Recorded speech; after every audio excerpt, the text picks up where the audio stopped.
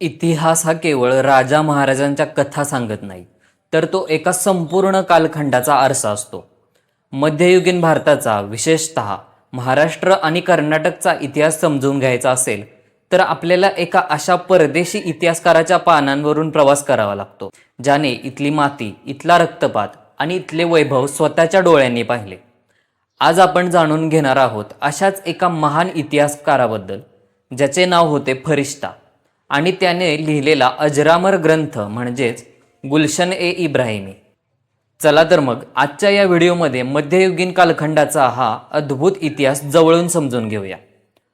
फरिश्त्याचा गुलशन-ए-इब्राहिमी हा ग्रंथ म्हणजे मध्ययुगीन महाराष्ट्र, कर्नाटकचा अस्सल साधनांनी युक्त असा इतिहास आहे.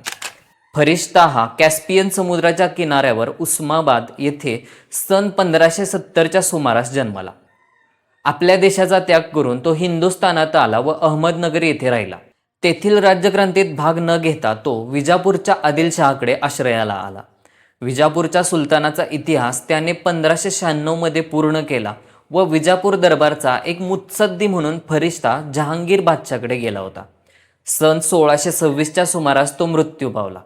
अशा या इतिहासकाराने बहमणी घराणे, अहमदनगरची निजामशाही, विजापूरची आदिलशाही, वराडची इमादशाही, बिदरची बरीदशाही व गोवळकोंडाची कुतुबशाही अशा शाह्यांच्या इतिहासाबरोबरच खानदेशच्या फारुकी घराण्याचा इतिहासही लिहिला आहे. शिवाय गुजरातचे सुलतान, मोगल आणि इतर राजवटी यांचा अनुषंगाने उल्लेखही यात आला आहे. देवगिरीच्या यादवांच्या साम्राज्याचा नाश झाल्यापासून म्हणजेच साधारण 1318 पासून मध्ययुगीन कालखंडाची सुरुवात झाली असे आपण गृहीत धरतो. तरी साधारणपणे 1687 पर्यंत म्हणजेच औरंगजेबाने विजापूर आणि गोवळकोंडा ही राज्ये जिंकीपर्यंतचा काळ म्हणजेच मध्ययुगीन कालखंड आहे. त्याचाच हा इतिहास. बहमनी राज्यकर्त्यांप्रमाणेच बहमनी राज्याच्या इतर झालेल्या शाह्यांचे सुलतान, विशेषतः अहमदनगर आणि विजापूर ह्या शाह्यांचे सुलतान वाङ्मयाचे उपासक आणि विद्वानांचे आश्रयदाते होते.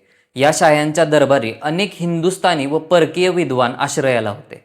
सुप्रसिद्ध इतिहासकार फरिश्ता हा पहिल्यांदाच अहमदनगरच्या सुलतानाकडे होता व नंतर विजापूरच्या आदिलशहाकडे आश्रयाला गेला.